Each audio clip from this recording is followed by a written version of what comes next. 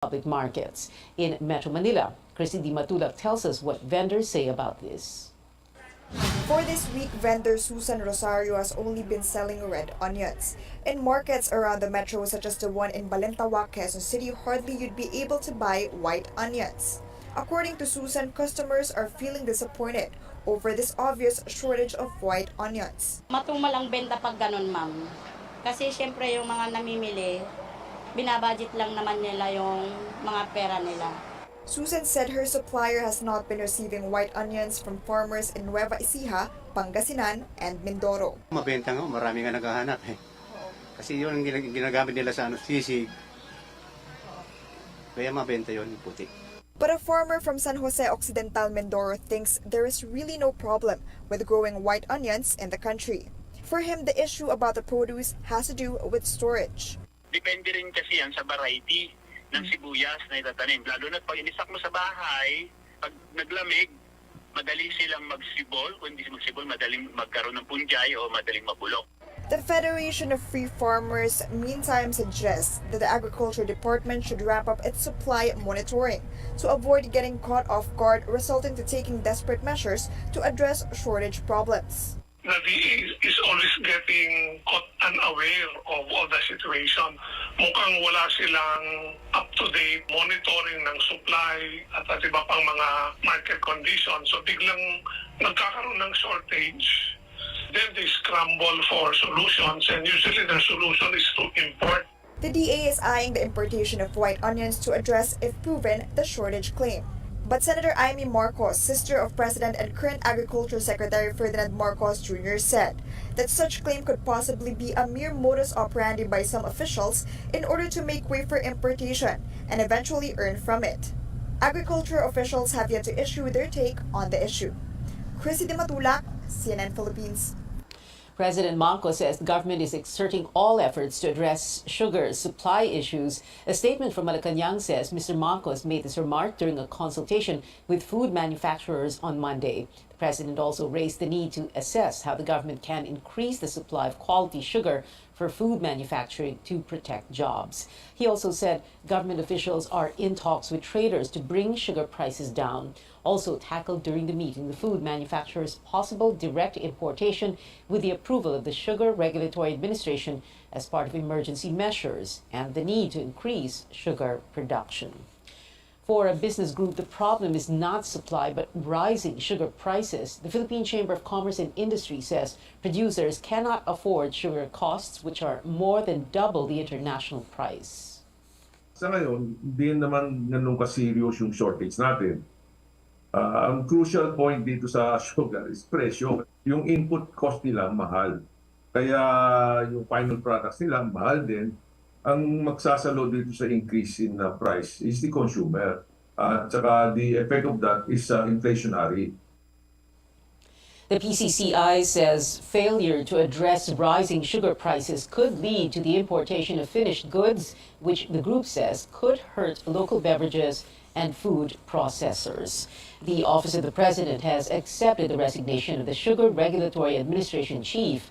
A letter from Executive Secretary Vic Rodriguez confirming the resignation of Administrator Hermenegildo Serafica effective immediately. Serafica is the third of four signatories of a sugar import order to step down over the past week. Malacanang says that order to import 300,000 metric tons of sugar was illegal. Serafica, in a statement, said he's leaving his post, quote, with a light heart and clear conscience, knowing, he said, that he did his job consistent with or within the bounds of the law. A separate letter also confirming the acceptance of Roland Beltran's resignation from the Sugar Regulatory Board. Senate President Mig Zubiri welcomes the resignation of the Sugar Regulatory Administration Chief and other signatories in that controversial order, but Zubiri says this doesn't clear them from possible liabilities in relation to corruption and smuggling laws.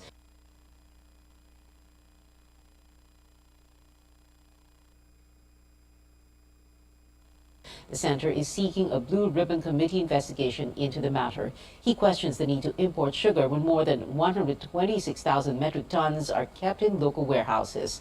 The Senate president also says he got information of a supposed corruption scheme in the agency that can go as high as 100 pesos per bag or 600 million pesos for 300,000 metric tons of sugar. In other stories, fond of rummaging through second-hand items or ukay-ukay, centers suggest revisiting a law banning commercial importation of used clothing. Amor Santos has more. Ukay-ukay stores have long been the go-to place of many Filipinos for bargain clothing. Medyo mura, saka meron din mga original dito. This is so cute. This is so nice. But at Tuesday's Senate briefing with Customs and Finance officials, Senator Raffy Tulfo pointed out a decades-old law prohibiting the commercial importation of used garments to safeguard the health and dignity of the people.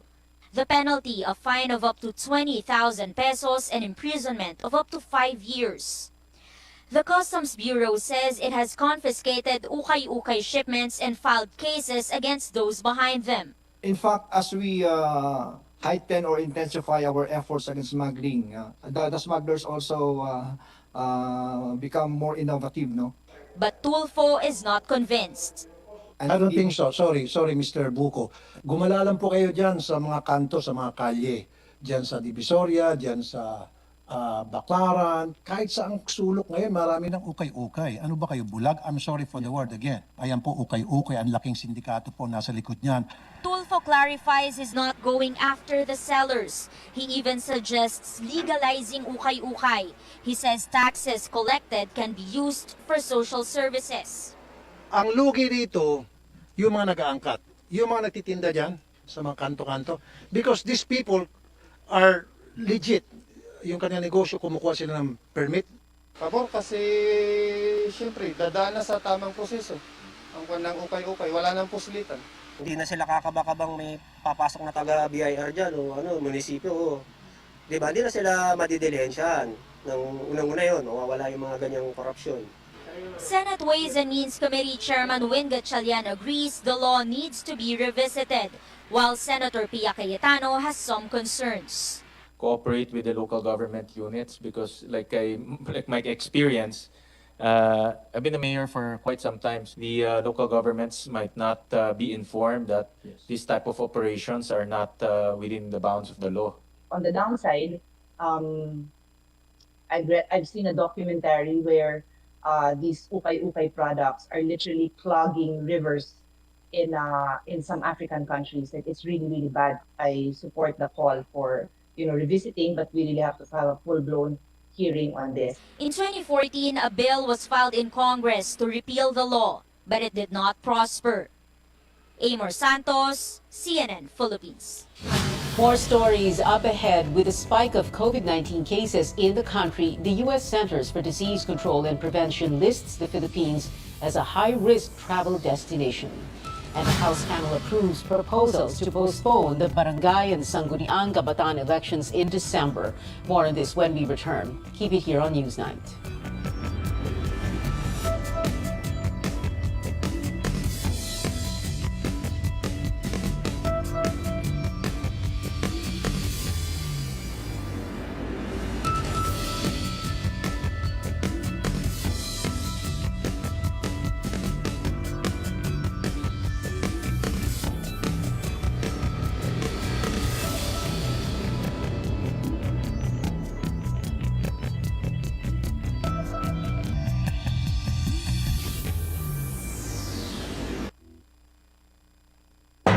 Ito ang RPN, Radio Philippines Network, DXKT 1071 sa inyong mga radyo, ang Radyo Ronda sa Davao.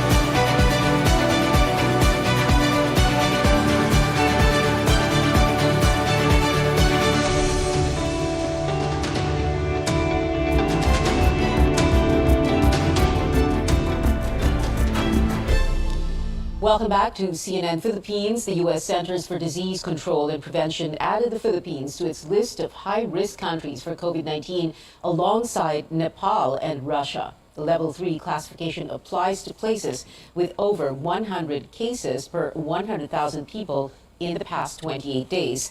But health officer in charge Maria Rosario Vergere says the U.S. CDC uses different metrics from the Philippines. In terms of this risk classification of USCDC, it talks about the number of cases and the number of those testing positive. But we need to further go deep and analyze this. Ilan ba dyan sa sinasabi nila na naging high risk tayo ay severe at critical? Ilan ba dyan ang na-ospital? Ang atin pong severe and critical infection remains to be at that low number, less than 1,000. And ang atin pong mga na-admit, manageable at nape-preserve pa rin natin ang ating healthcare system capacity. The U.S. CDC recommends avoiding travel to Level 3 countries if one's COVID-19 vaccination is not up to date. The country records over 1,000 new cases of the more transmissible Omicron subvariants. The health department listed 1,011 new BA.5 and 19 BA.4 infections Tuesday. The DOH on Monday tallied more than 3,400 COVID-19 cases. The first batch of replacements for expired vaccines is set to arrive in the country in December. These doses from the COVAX facility will come in tranches until April next year. Health OIC Vergere notes this is to make sure the country will be able to comply with the condition that the replacement vaccines will not expire. Concrete repercussions, pero syempre yung credibility ng bansa as to absorptive capacity will be so much affected kapag tayo ay nakaka-violate ng ganitong mga kondisyon ng donor natin. So atin pong nakikipag-usap sa COVAX, that's why our negotiations with them, our recommendations, they will replace not the entire number of vaccines na sinabi natin kahapon kung ilan na nag-expire. Ngunit meron lang tayong specific amount of vaccines na hinihingi to be replaced. So that alam natin ito yung requirements natin for the succeeding months. We have existing supplies which are sufficient to last until the end of the year. On Monday, the DOH confirming before the Senate that nearly 20 million COVID-19 vaccine doses have expired. Monkeypox updates now all 10 close contacts of the country's first and so far only monkeypox case are on their last day of quarantine today. Vergere saying none of them showed any symptoms of the viral infection. Another school in Metro Manila is forced to close because of the COVID-19 pandemic, but as AC Nichols tells us, the Colegio de San Lorenzo only announced its closure after the enrollment period. Anxious parents and students converge at the Colegio de San Lorenzo in Quezon City. A day earlier, the school announced its permanent closure, just 1 week from the opening of classes next Monday. Nakakagalit po kasi expected po namin na magiging masaya po yung school year namin ngayon and wala po kami school na mapapasukan.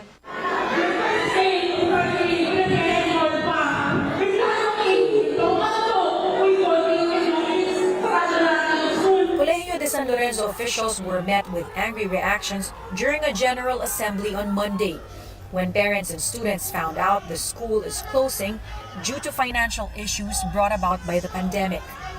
The school, covering preschool to college levels, had apparently been accepting enrollees until last week. Mag-uumpisa na yung pasukan eh. Late na nila sinasabi. Tapos ngayon, pahirapan pa nila kami sa pagkuha ng mga records, mga transcript.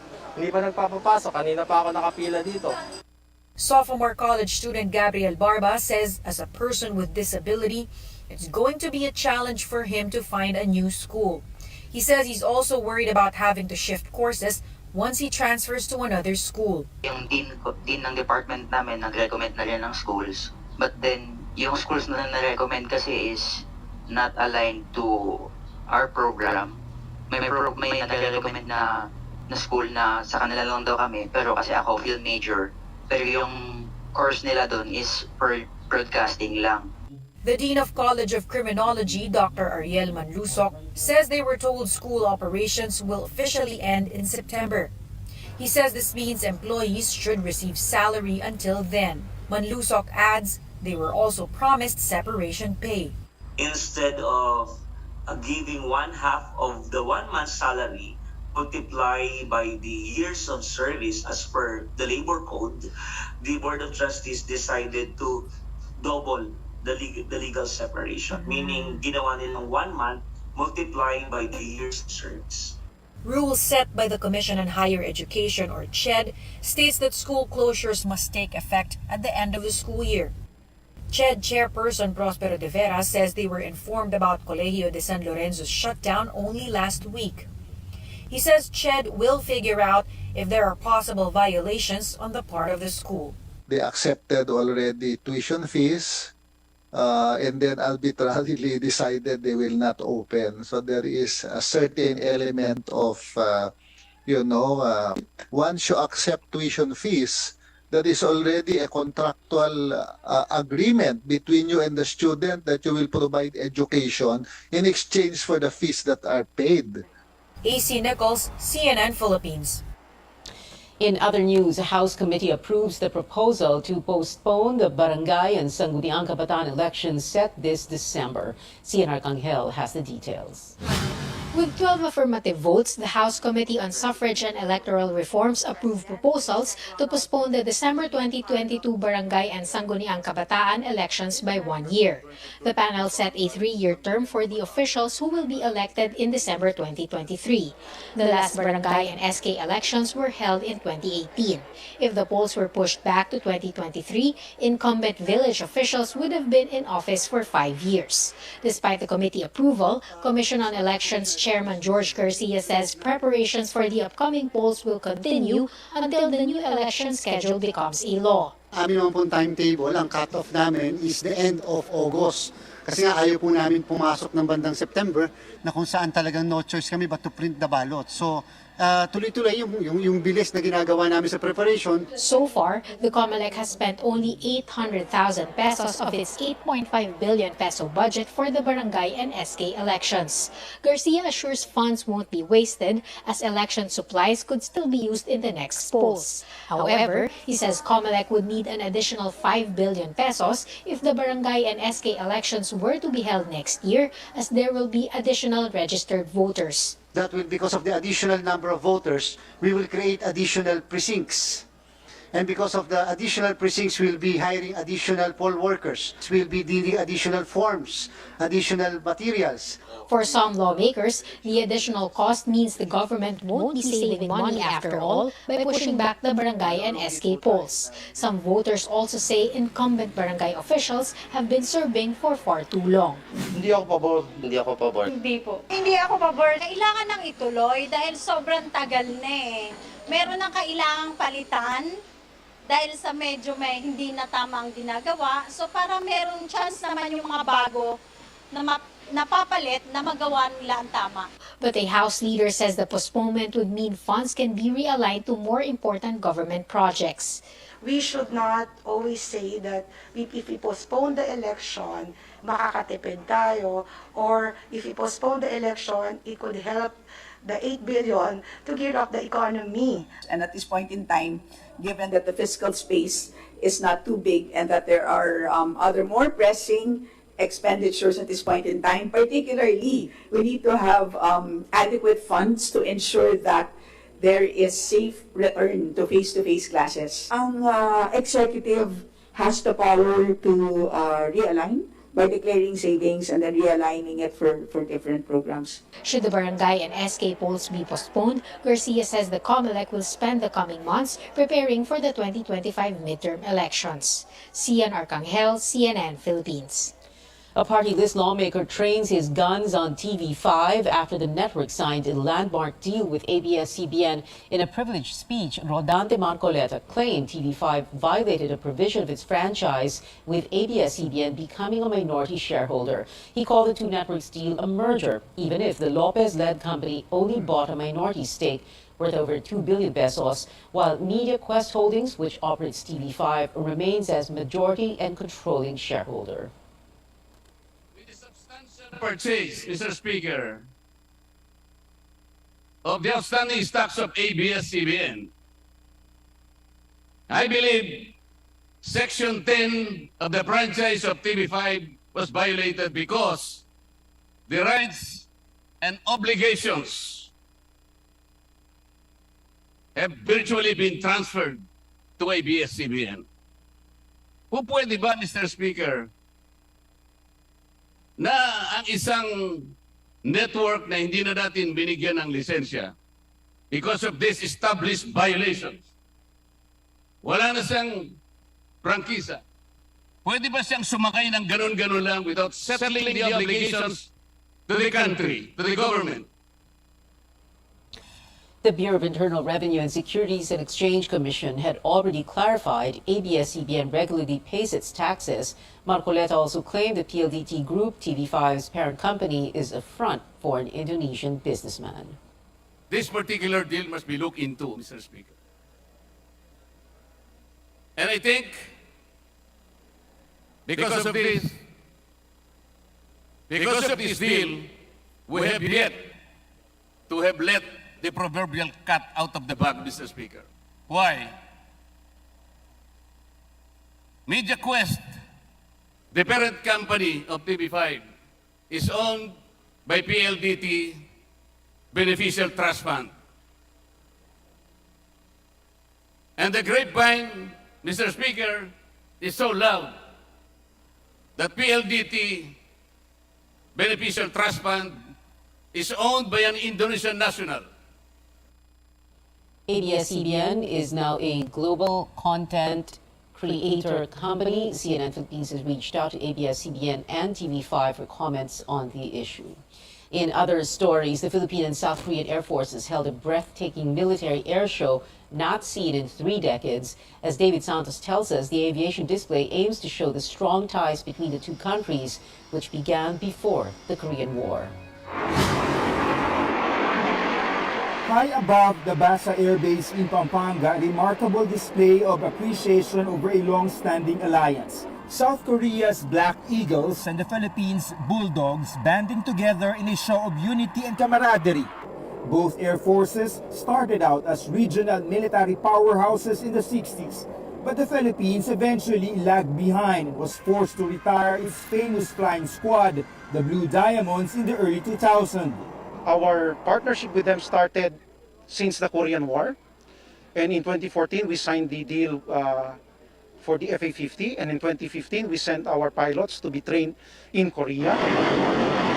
The Philippines is the last stop of the Black Eagles World Tour of Air Shows aimed at showcasing their astonishing skills of aerial precision, flying at supersonic speeds an average of 300 to 500 miles per hour and streaking into the sky up to 6,000 feet in perfect formation.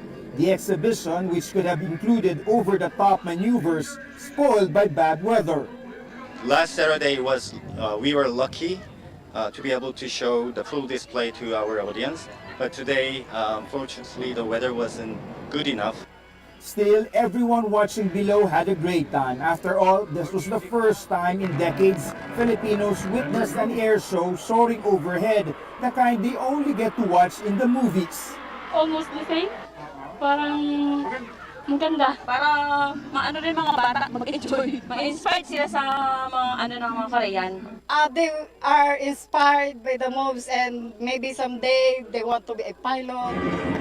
The Philippines is eyeing to buy more combat aircraft under its long-term modernization program, with Korea's KF-21 as among the leading contenders. And the KF-21 is definitely within the picture of consideration natin for a multi-role fighter for the Philippine Air Force. But of course, we also were looking into other platforms. While it may be a sad reminder of our airmen's once glorious past, the Korean Air Show could also be a sign that some things are also finally looking up. In Pampanga, David Santos, CNN Philippines. When we return, Zayn treats fans to a swoon-worthy version of the One Direction song, Night Changes. And Blackpink is now among the 2022 VMA's roster of performers. You're watching CNN Philippines.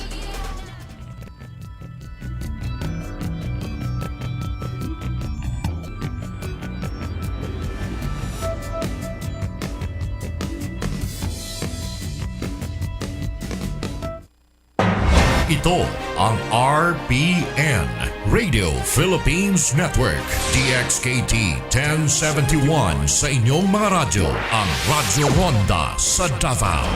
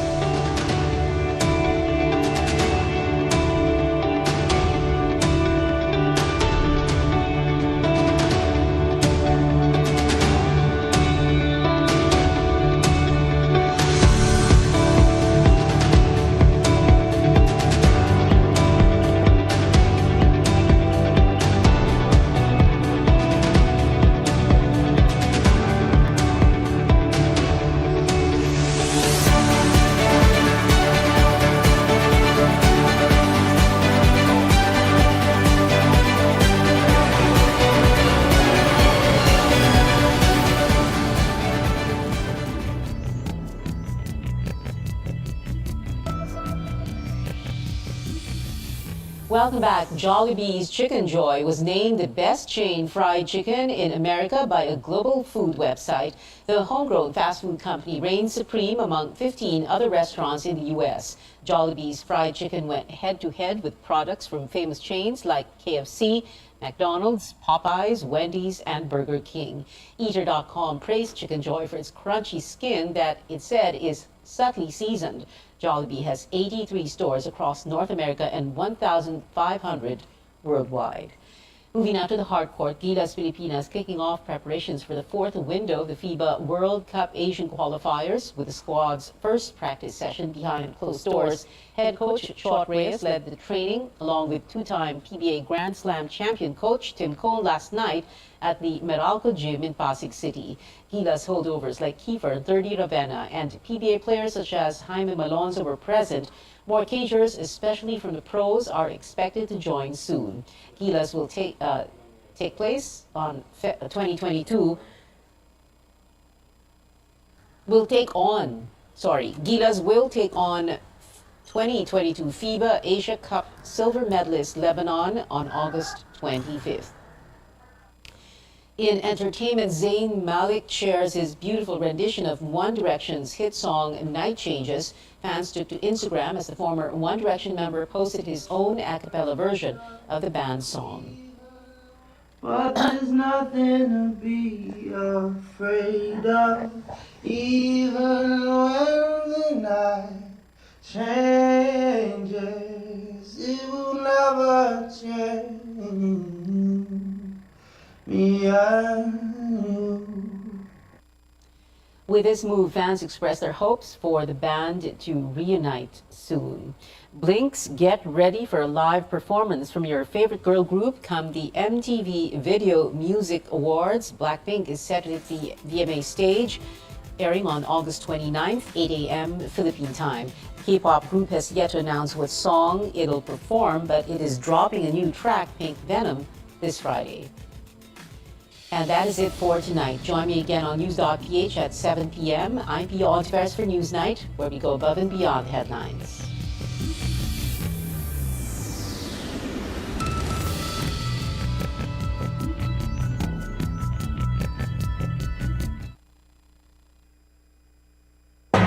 Ito ang